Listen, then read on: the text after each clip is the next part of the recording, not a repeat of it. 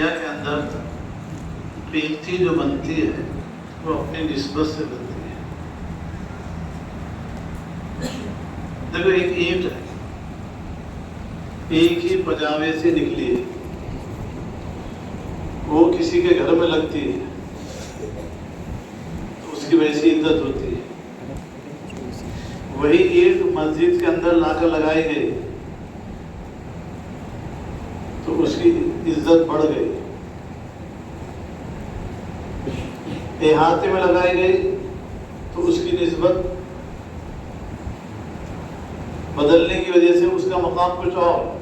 یعنی ایک ہی اینٹ جیسے جیسے اس کی نسبت سے جس نسبت سے وہ جڑے گی اس کا مقام اور اس کا مرتبہ بڑھتا جائے گا. یہی حال بالکل انسان کا ہے. اگر انسان کی نسبت قرآن اور حدیث سے جڑ جائے، اللہ سے، اللہ کے رسول سے جڑ جائے تو یہ انسان قیمتی بنتا ہے.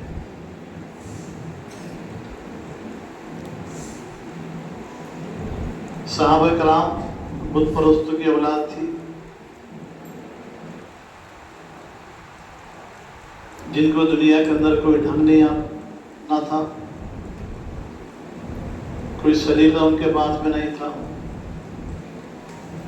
لیکن جیسے ہی انہوں نے اسلام کو قبول کیا، اللہ اور اللہ کے رسول سے اپنی نسبت کو جوڑا، تو وہ صحابہ کرام کتنے قیمتی بنے ہم سب جانتے ہیں. اسی طریقے سے یہود و نصارہ یہ انبیاء کی اولاد ہے.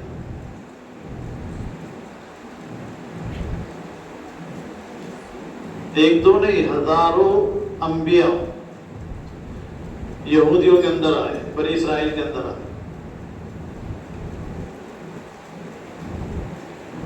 ایک دو بچے اگر ہمارے خاندان کے اندر حافظ بن جائے تو پورا خاندان اس پر فخر کرتا ہے. جس خاندان کے اندر ہزاروں انبیاء آئے ہو وہ خاندان کتنا متبرک اور بابرکت ہونا چاہیے. لیکن جب انہوں نے اپنی نسبت اللہ سے، اللہ کے رسول سے اور دین سے نہیں جوڑی تو اللہ جل جلالہ و امن والوں نے انہی کے بارے میں کہا ضربت علیہم الذلۃ والمسکنۃ وباءوا بغضب من اللہ. آخر میں یہ کہہ دیا کہ اللہ کے غضب کے مستحق ہے. اللہ نے ان پر ذلت ڈالی ہے، ذلت. ایک اشکال اس پر یہ ہوتا ہے کہ قرآن یہ کہہ رہا ہے کہ ان کے اوپر ذلت ڈالی گئی ہے. آج تو یہودی بہت زیادہ جو ہے تو عزت کے ساتھ زندگی بسر کر رہے ہیں. تو اس کا جواب یہی ہے کہ وہ جو عزت ہے آج یہودیوں کی ہے، بنی اسرائیل کی، وہ ذاتی نہیں ہے، وہ کسی کے سہارے پر ہے. وہ سہارا نکل جائے، وہ بے ساخی نکل جائے تو یہ فوراً زمین پر آ جائے. یہ آج جو 8 مہینے سے 9 مہینے سے لڑ رہا ہے نا، یہ کسی کے بلبوتے پر. اگر جو 2 بے ساخیاں ہیں اس کی، امریکہ اور برطانیہ، یہ بے ساخیاں نکل جائے تو یہ فوراً زمین پر آ جائے. تو ذاتی عزت ان کی نہیں ہے، ذاتی طور پر تو ان کی قسمت میں ذلت ہی اللہ نے لکھی ہے. پر آج میں یہ کہہ رہا تھا کہ نسبت سے انسان کی قیمت بڑھتی ہے. میری بھی کوئی حیثیت نہیں تھی، ایک دنیا دار آدمی، اللہ نے نسبت جوڑی قرآن پاک سے. اچھا میں نے بھی کبھی سوچا نہیں تھا کہ 50 سال تک میں تراویح پڑھاتا رہوں گا اور یہ کوئی بہت بڑا کارنامہ ہوگا. اور میں اس کو یقیناً اگر یہ قرآن پاک سے جڑا ہوا نہ ہوتا تو میں اس کو کوئی بہت بڑا کارنامہ سمجھتا بھی نہیں. لیکن بہرحال یہ قابل فخر چیز نہیں ہے، قابل شکر ضرور ہے. اللہ تبارک و تعالیٰ شکر کرنے والوں کو پسند کرتے ہیں. لئن شکرتم لأزیدنکم.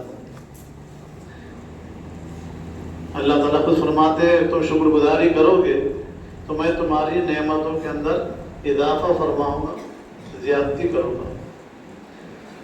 تو قرآن پاک کا تراویح کے اندر پڑھانا، قرآن پاک سے کسی نسبت کا ہونا، اسی نسبت کی وجہ سے اللہ نے یوں سمجھ لو کہ آپ کے سامنے بیٹھنے کا موقع دیا۔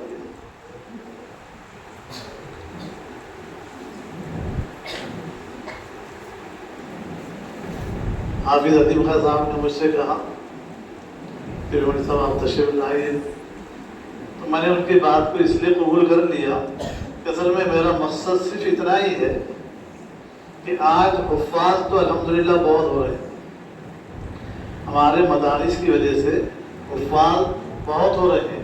ایک زمانہ وہ تھا کہ جب بستی کے اندر حافظ آ جاتا تو پوری بستی اس کو ملنے کے لیے آتی تھی۔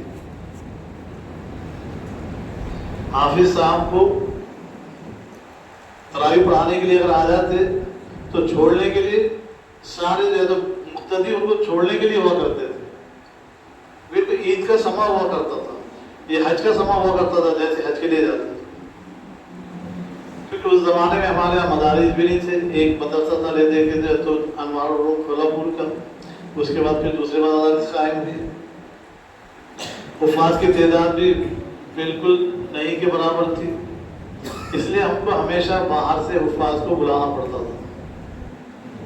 اب ان کی جو ہے تو نخرے بھی برداشت کرنا پڑتا تھا، وہ سب کچھ ہوتا تھا، لیکن آج اللہ تبارک و تعالیٰ نے مدارس کا جو جال ہمارے علاقے میں بچھایا ہے، اس کی وجہ سے حفاظ کی تعداد بہت زیادہ تو نہیں کہا جا سکتا، لیکن قابل غنیمت ہے، قابل شکر ہے۔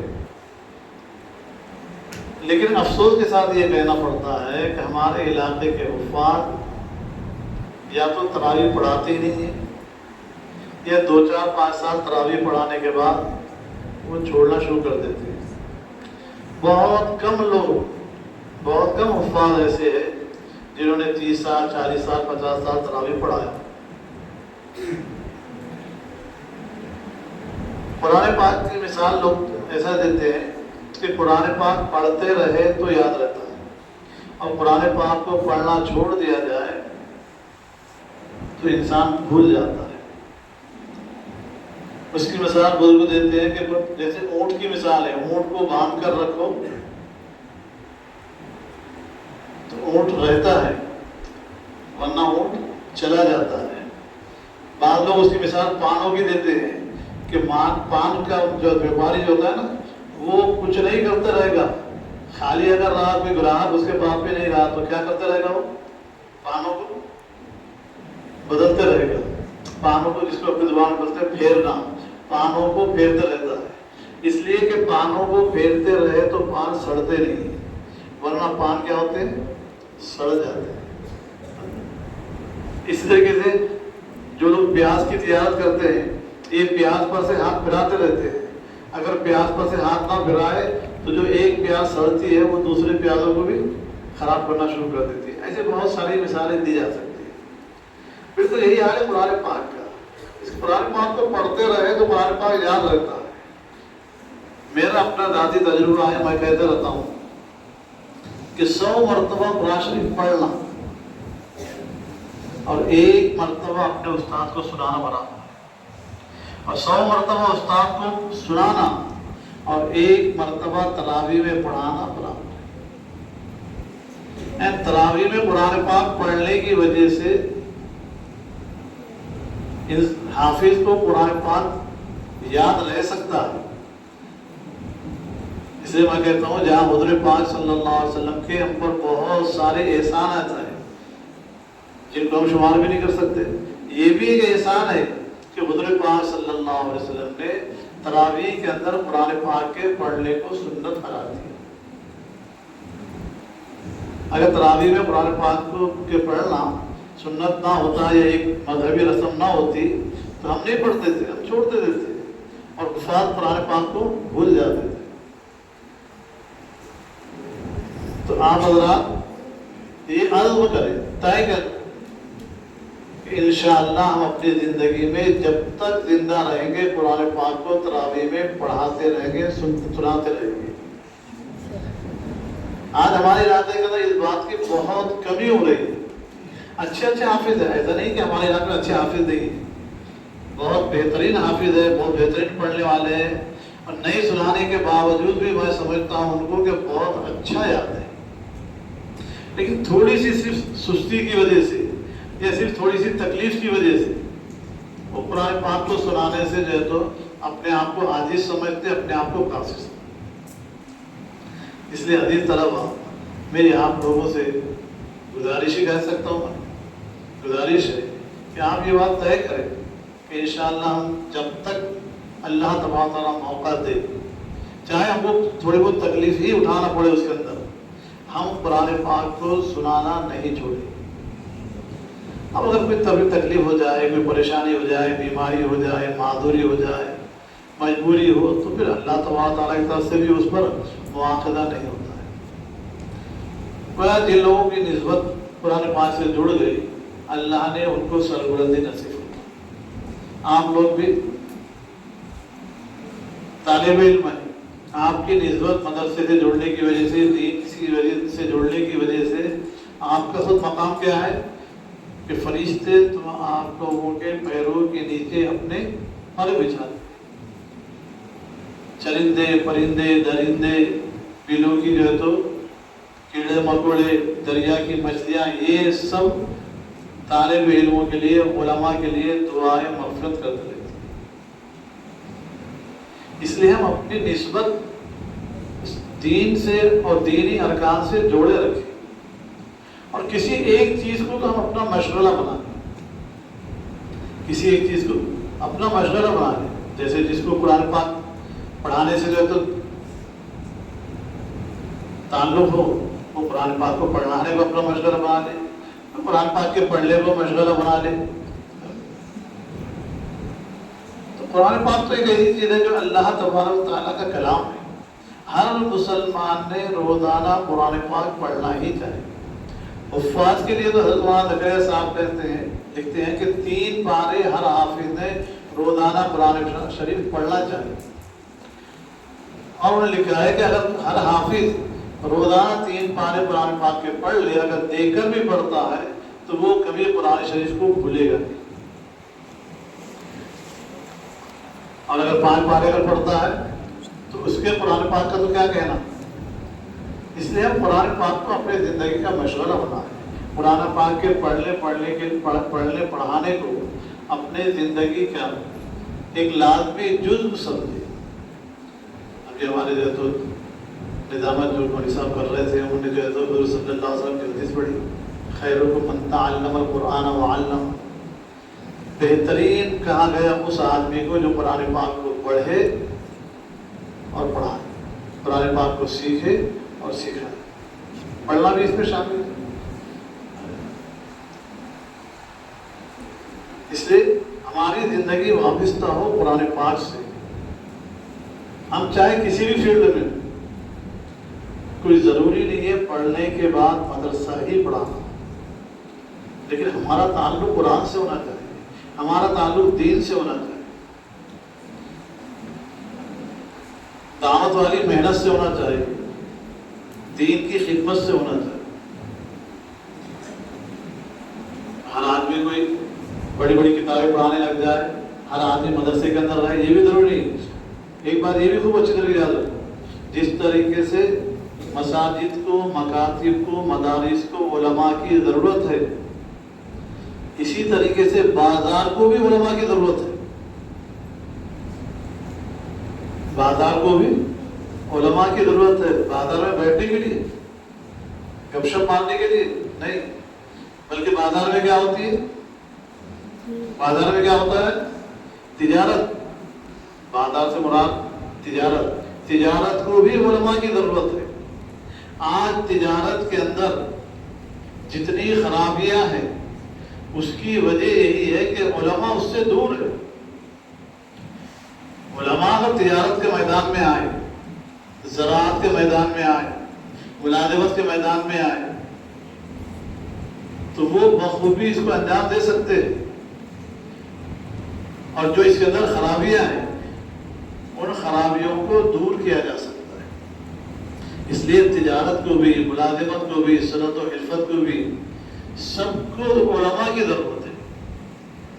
اس لیے حضرت عمر کے بارے میں سنتے ہیں نا، حضرت عمر رضی اللہ عنہ کبھی کبھی بازار میں جاتے تھے اور مسائل پوچھتے تھے، جو تاجر جس لائن کا ہوتا اس سے اس لائن کے مسائل پوچھتے، اگر وہ جواب دیتا تو ٹھیک ہے، ورنہ درے مار کر اس کو ہٹا دیتے اور یہ کہتے کہ پہلے مسائل سیکھ کرو۔ تجارت کے مسائل کا ہونا بہت ضروری ہے۔ آج حکومت خود یہ چاہتی ہے کہ ہم برائی کے اندر ملوث رہے، سود کا ہم مال کھاتے رہے، اور ہر چیز میں سود کو انہوں نے شامل کر دیا ہے۔ تجارت میں ایسی چیزیں ہو گئی ہے کہ جس کو اگر دیکھا جائے تو وہ ناجائز ہے، لیکن اس کے بغیر آج تجارت ہی نہیں ہو رہی ہے۔ تو جب مسائل اگر علماء اگر اس کے اندر ہو گئے تو پھر علماء تجارت کو بھی مسائل کے ماتحت میں کریں گے، دین کی ماتحت میں کریں گے۔ اس لیے میں کہہ رہا ہوں کہ تجارت علماء کی ضرورت صرف مدارس کو اور مساجد کو نہیں ہے، بازار کو اور دوسرے محکمے جتنے ہیں ان کو بھی علماء کی ضرورت ہے۔ اس لیے جن کو اللہ تبارک و تعالیٰ دین کی خدمت کا مدارس اور مساجد کے لائن سے قبول کرے وہ تو ٹھیک ہے، مدارس اور مساجد میں رہے، لیکن جن کو اللہ تبارک و تعالیٰ یہ موقع نہیں دیا وہ تجارت کرتے ہوئے دین کی خدمت کرے، ملازمت کرتے ہوئے دین کی خدمت کرے، اور یہ ایک عزم رکھے انسان کہ اللہ مجھے موقع دے تو میں ضرور دین کی خدمت کروں، تو پھر اللہ تبارک و تعالیٰ ایسے اسباب پیدا کر دیں گے۔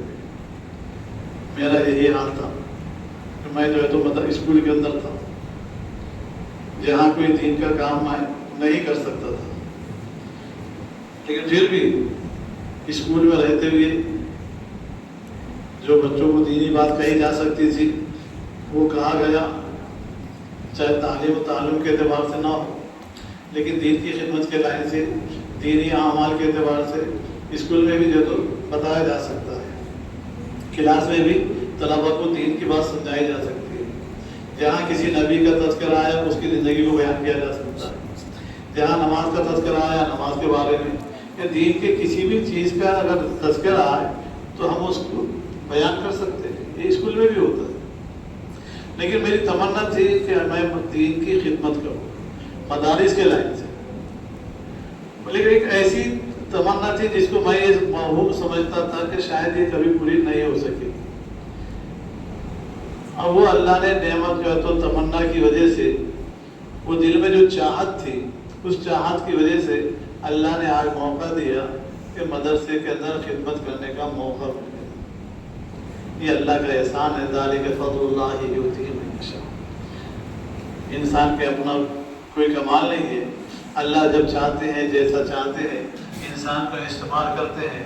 انسان تو ایک مہرہ ہے، صرف یہ ہے کہ اس کا ارادہ ہو سچے دل سے تو اللہ تبارک و تعالیٰ اس کے لیے اسباب پیدا کر دیتے ہیں۔ آپ لوگوں کو نہیں معلوم، ایک وقت تھا ہم اسی جگہ پر بیٹھے ہوئے تھے، ایک چھوٹا سا ایک اسٹیج بنا ہوا تھا اور چھوٹا سا پنڈال تھا، جب اس مدرسے کی بنیاد رکھی گئی تھی، نہ کوئی عمارت تھی، نہ کوئی تعمیر تھی، نہ کبھی کسی نے سوچا بھی تھا کہ مدرسہ اس شکل میں ہوگا، لیکن اللہ نے ایک بندے کے دل میں بات ڈالی اور اس نے جنگل کے اندر منگل کر دیا۔ یہ بزرگوں کی دعاؤں کا نتیجہ ہے، بزرگوں کی توجہ کا نتیجہ ہے، اپنے بزرگوں سے تعلق کا نتیجہ ہے، بزرگوں سے نسبت کا نتیجہ ہے۔ آخر میں وہی کہوں گا کہ انسان جو قیمتی بنتا ہے وہ نسبت سے بنتا ہے۔ اس لیے اگر ہم اپنی نسبت اچھے لوگوں سے، اچھے اعمال سے، دین سے، قرآن سے، اللہ سے، اللہ کے رسول سے جوڑیں گے تو ہم قیمتی بنیں گے، اور اگر ہماری نسبت ہم جو ہے تو دوسری طرف جائیں گے، غیر المغضوب علیہم ولا الضالین والوں سے جوڑیں گے تو ہماری جو ہے تو قیمت ویسی ہے۔ اس لیے بہت لمبی چوڑی بات کرنے کا موقع بھی نہیں ہے، اور ویسے میں بات کرتا آتا بھی نہیں ہے، ٹوٹے پھوٹے الفاظ ہیں، جو کچھ بھی میں نے کہا میرا صرف مقصد یہ ہے کہ آپ لوگ یہ طے کریں کہ ارادہ کرے، یہ عزم کرے، اور صرف ارادہ عزم کرنا ہی نہیں، اللہ سے مانگے۔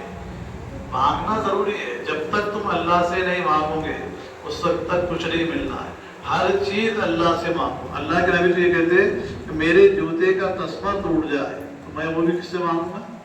اللہ سے مانگوں۔ میرا ایک فارمولہ میں تمہارے کو بتاتا ہوں۔